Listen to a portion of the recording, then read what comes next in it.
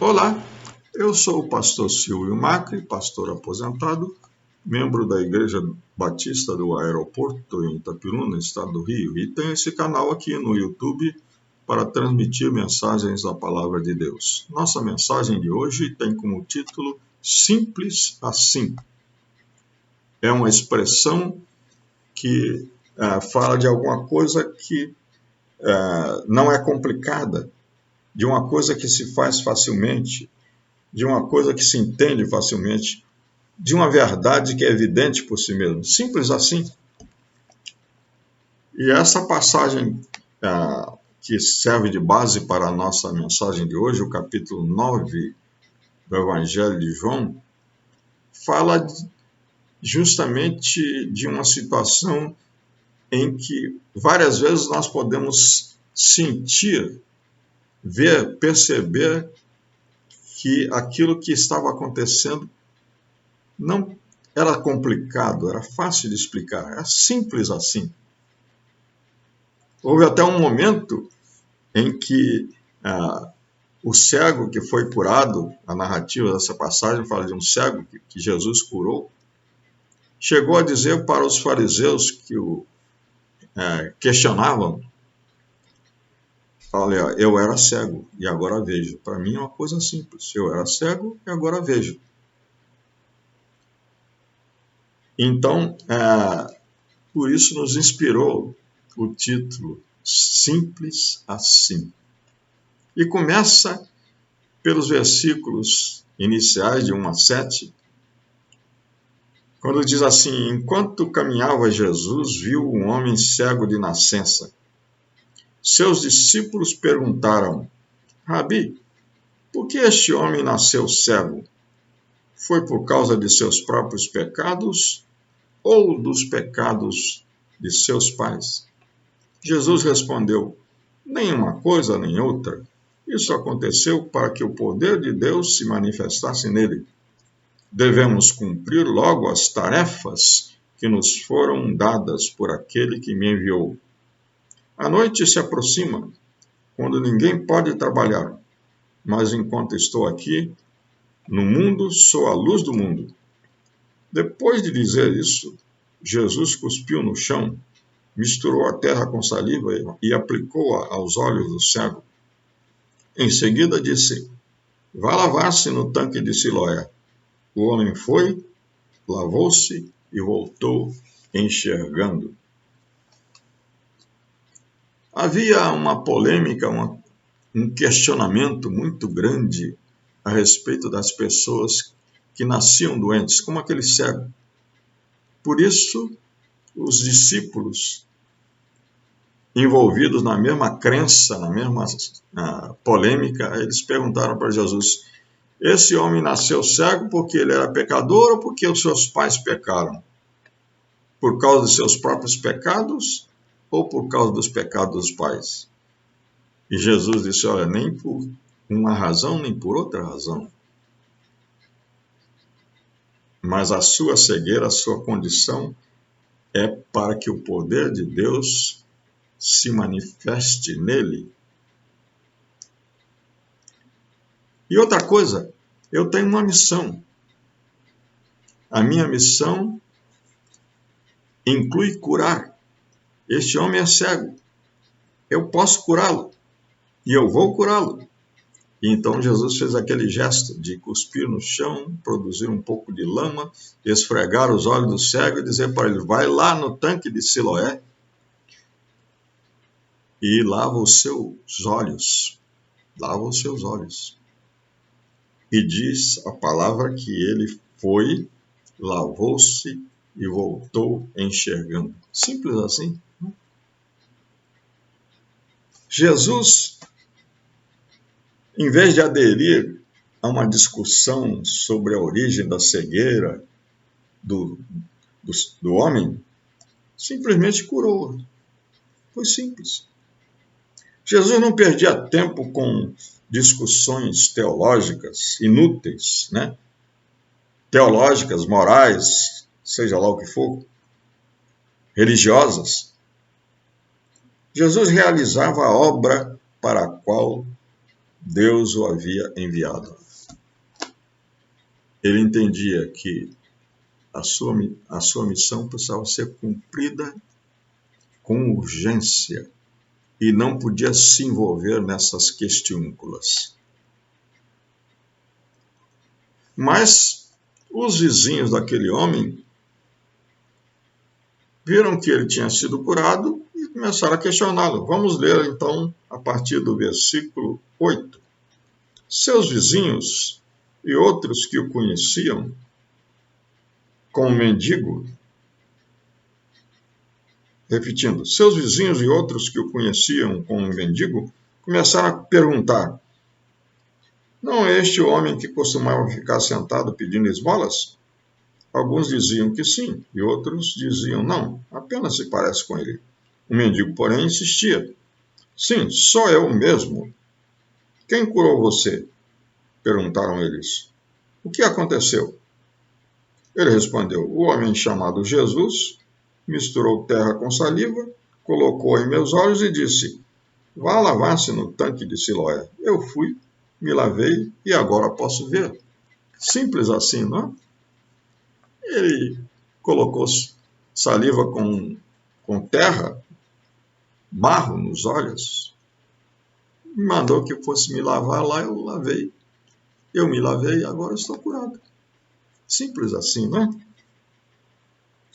E eles perguntaram, versículo 12, onde está esse homem? Não sei, respondeu ele. Porque, é claro, Jesus já tinha saído daquele lugar ali. Quando ele voltou vendo. Quando ele foi, era cego, então ele não tinha visto Jesus. Até pode ser que Jesus estivesse ali, mas ele não conhecia Jesus de vista, vendo Jesus. Então levaram os fariseus o homem que havia sido cego. Esses vizinhos eram muito amigos, né? Pois foi no sábado que Jesus misturou terra com saliva e o curou. Os fariseus encheram o homem de perguntas sobre o que havia acontecido.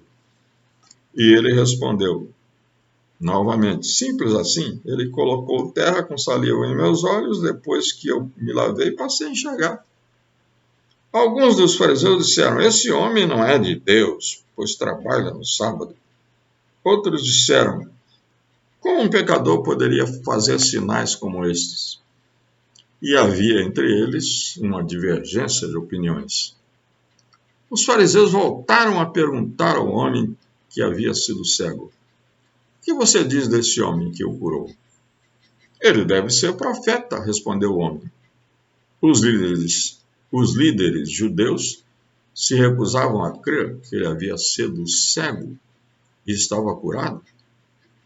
Por isso, mandaram chamar os pais dele e perguntaram, ele é seu filho? Ele nasceu cego? Se foi, como pode ver agora? Os pais responderam, sabemos que ele é nosso filho e que nasceu cego, mas não sabemos como pode ver agora, nem quem o curou. Ele tem idade suficiente para falar por si mesmo. Perguntem a ele. Seus pais disseram isso por medo dos líderes judeus, pois esses haviam anunciado que se alguém dissesse que Jesus era o Cristo, seria expulso da sinagoga. Por isso disseram, ele tem idade suficiente, perguntem a ele. Então, pela segunda vez, chamaram um homem que havia sido cego e lhe disseram, Deus é quem deve receber a glória por aquilo que aconteceu, pois sabemos que este Jesus é pecador. Não sei se ele é pecador, respondeu o homem, mas uma coisa sei, eu era cego e agora vejo. Como que querendo dizer assim, eu não vou me envolver nessas questões. Para mim, a coisa é simples assim. Eu era cego e agora vejo. Mas o que ele fez? Perguntaram. Como ele o curou? Eu já lhes disse. Vocês não ouviram? Por que querem ouvir outra vez? por acaso também querem se tornar discípulos dele? Então eles o insultaram e disseram: você é discípulo dele, mas nós somos discípulos de Moisés. Sabemos que Deus falou a Moisés, mas nem sabemos de onde vem esse homem. Então, os fariseus tentaram desvalorizar a cura do cego. Mas para ele estava bem claro, era bem simples, que ele fora curado. Os fariseus tinham muita informação sobre aquele evento, né? Receberam informação dos vizinhos, interrogaram o cego 2 vezes, interrogaram seus pais e novamente insistiram com ele.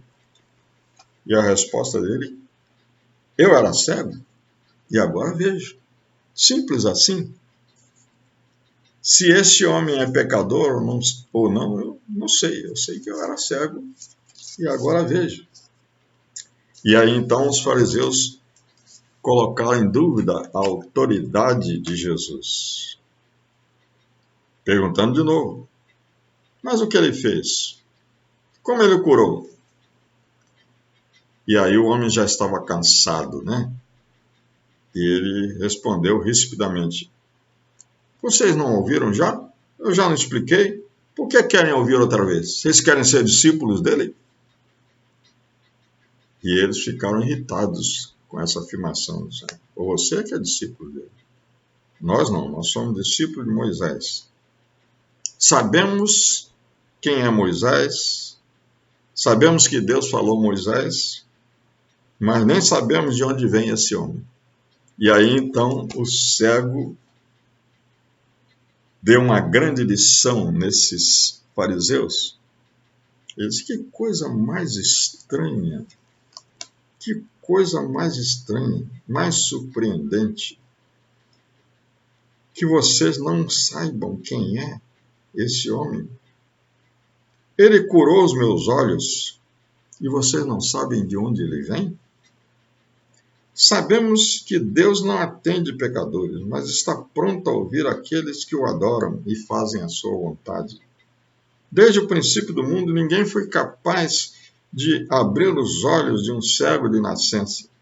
Se esse homem não fosse de Deus, não teria conseguido fazê-lo. E então, ainda mais irritados, os fariseus responderam: você nasceu inteiramente pecador e quer ensinar a nós? E o expulsaram da sinagoga, porque todo esse inquérito se passou lá na sinagoga. Eles chamaram o homem, chamaram seus pais, chamaram os vizinhos, foi todo mundo para investigar o evento que eles não conseguiam entender. E a coisa mais estranha, né, é que eles não conheciam Jesus. E por isso eles colocaram a autoridade de Jesus em dúvida. Mas para o cego, o poder de Jesus era incontestável. Eles não sabiam nada sobre Jesus, era uma coisa surpreendente para o cego. E por isso o cego lhes ensinou a grande verdade, que somente aquele que é enviado por Deus, que é ungido por Deus, que é autorizado por Deus, tem poder de curar um cego de nascença, o que não tinha acontecido desde a fundação do mundo. Como é que esse homem é um pecador? Se ele fez uma coisa que nunca ninguém fez, e que só quem é autorizado e tem o poder de Deus pode fazer. Simples, né? Muito simples. Então, nós aprendemos com esse homem que crer em Jesus é muito simples. Que o nosso relacionamento com Jesus começa de uma maneira bem simples. É claro que vai sendo aprofundada à medida que nós conhecemos a sua pessoa, seus ensinos, sua palavra, mas a nossa decisão a respeito de Jesus precisa ser simples assim: crer, obedecer e adorar. É o que vemos aqui nos versículos seguintes, no final. Diz assim, a partir do versículo 35: Quando Jesus soube que havia acontecido, procurou o homem e lhe disse: Você crê no Filho do Homem? E o homem perguntou: Quem é ele, Senhor? Eu quero crer nele. Ele já sabia que Filho do Homem era um título usado por Jesus e também usado por outras pessoas a respeito de Jesus. Jesus respondeu: Você ouviu, ele está falando com você. Sou eu que estou falando com você agora. E ele respondeu: Sim, Senhor, eu creio. E adorou a Jesus. Esse verbo que é usado na Bíblia, adorar, ele é a tradução de um verbo grego que significa ajoelhar-se diante da pessoa que está sendo adorada. Então ele se ajoelhou diante de Jesus. Então nós aprendemos aqui nessa passagem que lá no início ele recebeu uma ordem de Jesus, ele creu nesta ordem, ele obedeceu esta ordem, ele foi curado, recebeu a bênção de Jesus, e depois que ele conheceu Jesus de vista, que conheceu melhor Jesus, melhor dizendo, ele adorou Jesus. Então é simples assim. Nossa decisão a respeito de Jesus precisa ser simples assim: crer, obedecer e adorar. Ao longo da existência do Evangelho, do cristianismo, pessoas têm tentado complicar o Evangelho, mas ele continua simples, muito simples. Eles têm adicionado, acrescentado preceitos, regras, normas, rituais, coisas externas que não têm nada a ver com o Evangelho. E por isso, então, tem deturpado a fé, as pessoas não têm uma fé correta, e por essa razão também não obedecem, não têm compromisso com Jesus e não o adoram de verdade. O apóstolo Paulo, na primeira carta aos Coríntios, ele disse o seguinte: eu lhes transmiti o que era mais importante e o que também me foi transmitido. Cristo morreu por nossos pecados, como dizem as Escrituras. Ele foi sepultado e ressuscitou no terceiro dia, como dizem as Escrituras. Esta é a essência do Evangelho. Simples assim.